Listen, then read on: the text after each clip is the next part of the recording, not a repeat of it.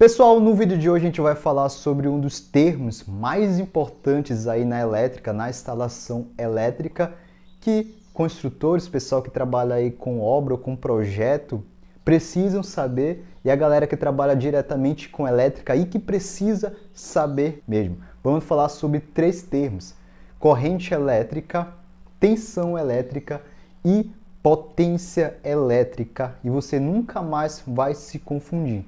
Fica comigo até o final desse vídeo para você descobrir a diferença desses três aí e nunca mais errar, nunca mais se confundir entre esses três termos.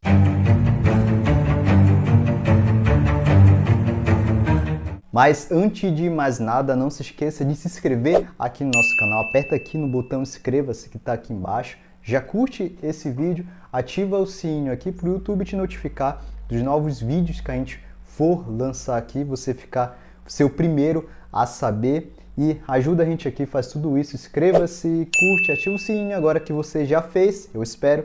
Vamos lá para o conteúdo. Nos fios, nos cabos ali de uma instalação elétrica, existem umas partículas invisíveis ali que ficam andando nos fios elétricos, chamado de elétrons livres. Eles andam de maneira desorganizada ali, um para o lado do outro ali, tudo bagunçado.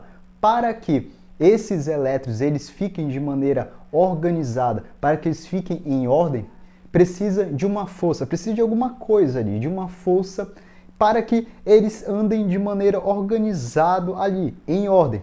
Para essa força, a gente chama de tensão elétrica. A tensão elétrica ela é responsável em organizar os elétrons ali para andarem de forma ordenada nos fios elétricos ali da sua casa, de uma instalação elétrica. E aí, quando a gente tem o movimento organizado desses elétrons livres aí, causado pela tensão elétrica, quando a gente tem os elétrons organizadinhos, bonitinhos ali, um atrás do outro, andando bonitinho ali, a gente tem uma corrente de elétrons.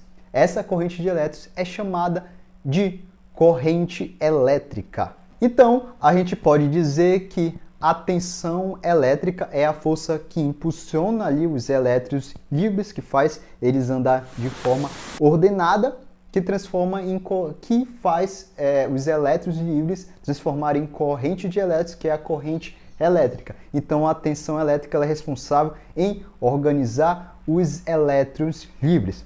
Sua unidade de medida que a gente consegue medir uma tensão elétrica é o volt, que é o Vzinho. Em algumas cidades, algumas cidades utilizam ali fase neutro, que é 127 volts, e algumas cidades fase, que é 220 volts. Pronto, agora você sabe o que é tensão elétrica.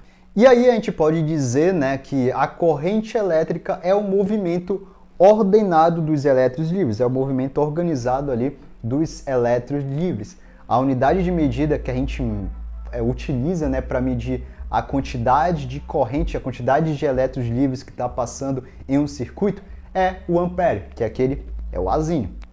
Olha só, anota aí. A gente pode dizer que a corrente, o Azinho, multiplicada pela tensão, que é o V, é igual à potência elétrica.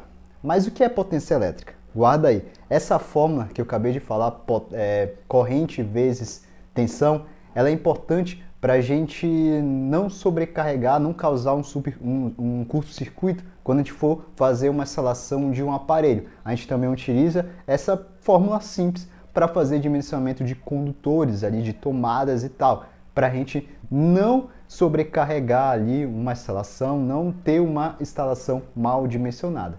E aí, como a gente viu, a tensão elétrica ela é responsável em impulsionar ali, em deixar os elétrons livres de maneira organizada, que vira ali a corrente elétrica. E a corrente elétrica, por exemplo, ela é responsável em fazer uma lâmpada acender e aquecer com certa intensidade.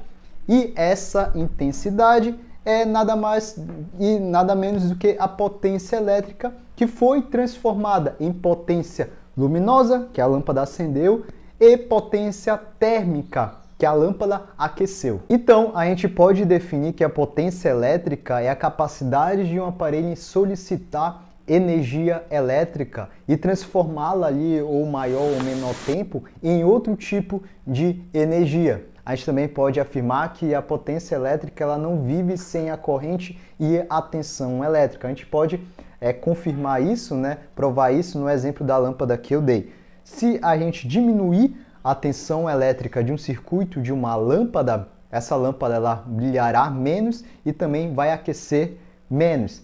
Se a gente aumentar a tensão elétrica dessa lâmpada, ela vai brilhar mais e também vai aquecer mais. A mesma coisa acontece na corrente elétrica. Se a gente aumentar a corrente elétrica de um circuito de uma lâmpada, essa lâmpada ela vai aquecer mais e vai brilhar mais. Se a gente diminuir a corrente elétrica, essa lâmpada ela vai brilhar menos e vai aquecer menos. Então a gente conclui que a potência elétrica ela é diretamente proporcional à tensão elétrica e à corrente elétrica. A gente pode falar da fórmula agora que você já entendeu. Fórmula muito simples. A gente consegue confirmar, depois de toda essa explicação, que a potência elétrica ela é igual à multiplicação da tensão elétrica vezes a corrente elétrica. Se uma das duas diminuir ali, a potência elétrica também vai diminuir. É dessa forma que você consegue encontrar a potência elétrica.